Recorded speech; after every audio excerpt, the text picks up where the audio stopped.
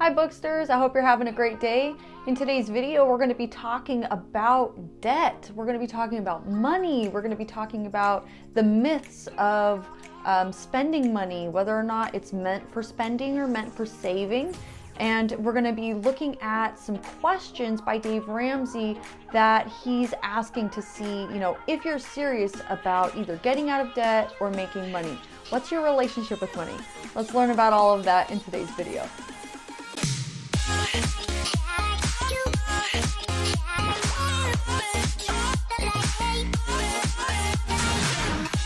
Hi there, and welcome to the Booksters Club, where we find daily inspiration from the books you love. Today's featured book is A Millionaire's Common Sense Approach to Wealth with Dexter, Yager, and Ron Ball.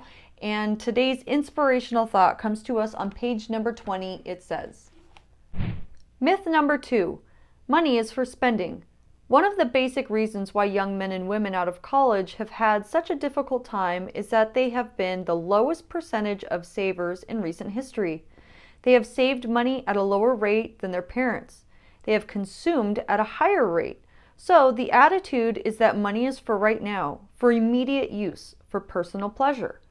But the true perspective on money is that money should serve you, and that you should not be a slave of it. Use your money. Make it work for you, not against you. One of the most helpful books I have ever read on this subject is a tiny paperback entitled The Richest Man in Babylon. It teaches you that every penny every day can be made to serve you and work for you, and that you cannot overconsume and ever expect to have true wealth.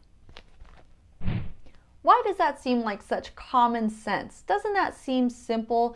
Money should work for you, you shouldn't work for money, and that you should never consume more than you have enough to spend. That seems like it's so simple, and that nobody would be in debt because of how simple it truly is. However, I have some alarming statistics to read you, and this comes from the total U.S. consumer debt. And this is by the U.S. Consumer Debt Crisis Debt.org as of the second quarter of 2019. So these numbers could be higher by now, which is 2020. And it is that more than 189 million Americans have credit card debt. The average credit card holder has at least 4 cards. And on average, each household with a credit card carries about $8,398 in credit card debt. The total U.S. consumer debt is right now currently at $13.86 trillion. Yikes. So if what Dexter Yager was saying in A Millionaire's Common Sense Approach to Wealth is such common sense, then why are we all so plagued with where we're at, with debt being so average and ordinary and common? And why is it that debt is looked at as being just totally normal? Well, that's exactly the problem, is that our culture looks at debt as being totally normal. It's something that everybody experiences, and so if everybody's experiencing it, then there's nothing really wrong with it. Well, that's a myth. That's a problem. It's like that saying, if your friend jumps off the bridge, are you going to jump too? So if everybody is experiencing something, does that mean that it is okay for you to experience, and that it is okay for you to accept as your experience? Well, I believe the answer is no, it isn't. Just because everybody is in debt and they are struggling with debt does not mean it's okay for you to go ahead and rush into it. Because it's expected. If you're a young person, if you're just starting off in life, I believe that this philosophy of debt can be harmful to you, and that, it would be totally fine to be an outlier in that situation and be debt free and to have a house paid off and to not have credit card debt. I mean, that would be great, right?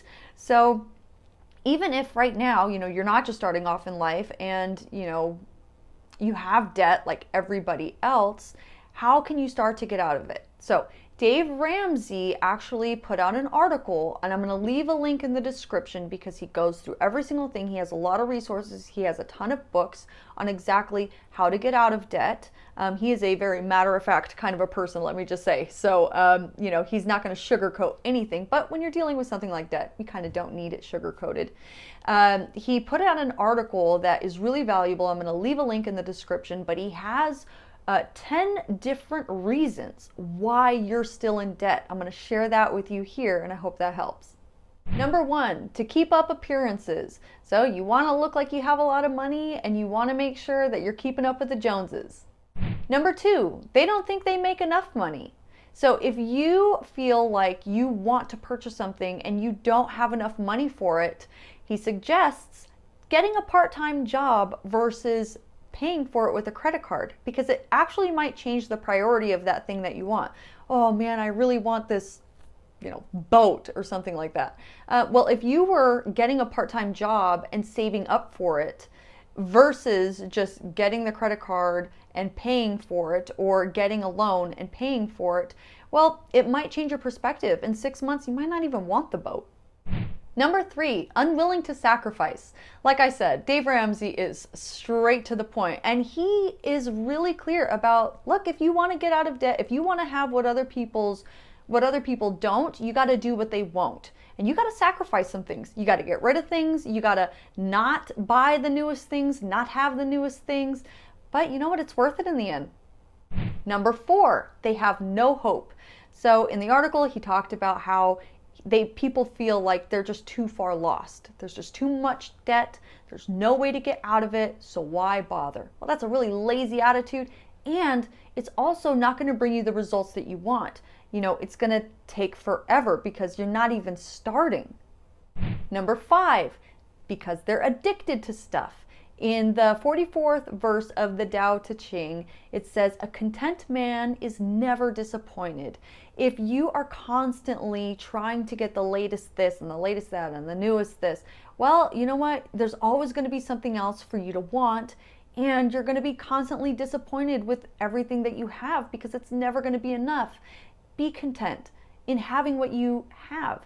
There's another verse in the Tao Te Ching. It's so good, and it talks about how the sparrow, has enough twigs for his home, and the deer has enough water for drink, and the animal has enough food for. I'm totally paraphrasing here, by the way, but basically, all creatures other than humans, we get what we need, and then that's it. And they're content to do that, and we should likewise be content to have the things that we need and not strive for anything that's going to put us into debt. Number 6, they don't make it a priority. So if it isn't important to you, well, the next flashy thing that comes along that you want to buy, you're going to buy it because getting out of debt is really not that big of a deal to you. Number 7, their spouse isn't on the same page. So this is a really important one because who you marry is going to affect all of the decisions that you have in life, like getting into debt and getting out of debt. Look, it may not have been a huge discussion or decision when you got into debt, but there is going to have to be a discussion when getting out of debt. You guys might have a different look and view on money and getting out of debt, and you may be triggering things in your partner that they really don't like. And so being on the same page is going to help you move forward in getting out of debt. Number 8, they aren't managing their money. So he talked about having a budget versus autopilot in the article. Your money is going to go where you tell it to go. And if you aren't telling it where to go, it's going to go wherever it wants. And you're going to look at your bank account and be completely confused by the end of the month, and sometimes by the end of the week. Number 9, they haven't cut up their credit cards. This is what I was talking about with Dave Ramsey. He requires commitment. Look, if you're really committed to this thing and you want to get after the dang thing, cut those credit cards up and just go for it. Number 10, they don't know how. This is why I'm going to leave a link in the description so that you can gain the education from this article and from Dave Ramsey and everything else that he has to offer. Really, he's a great guru when it comes to getting out of debt. And finding education in anything that you want to do new in life that maybe you've never been good at or you don't know how to do. You know, you need to gain some education. Debt is no different. They don't teach this in school, and most of the time parents don't even teach this because they don't know how to approach debt or they don't know how to look at debt. Like I said in the beginning of the video, it's kind of this mindset that debt's totally normal and that debt is something that we should all have, especially in great amounts. So getting education is really important. There's books on it, there's resources, and if you're really committed and if you really want to get after something, then get educated on it. If you found any of those 10 things helpful as to figuring out, you know, what it is that might be your Achilles heel when it comes to debt, I would love to hear about that, to see which ones were more valuable. Maybe we can talk about it in the future on a different video. If you had a different take on this part of the book, a different part in this book, or a different book entirely that you think should be featured here on the Booksters Club, I would love to hear about that also as well in the comments. Thank you so much for clicking that like button if you like this video or found it valuable. And don't forget to subscribe and ring the bell if you're new, because I post new videos just like this every single day. See you tomorrow, Booksters. With Ron Ball. Okay, let's do it over. Number 2, they don't think they make enough money. Addicted to stuff. A content man is never disappointed. Content man is never disappointed. And other things are going to come along. Okay, so number 6, important. Look, it's your money. It's not just your money. It's our money. So re-say it then. Number 7. Number 9. My hair. So this is bleh, bleh. Okay. Number 10. They don't know how. So this is really important. It's not, I mean it is, but. Number 10, they don't know how. So this is why.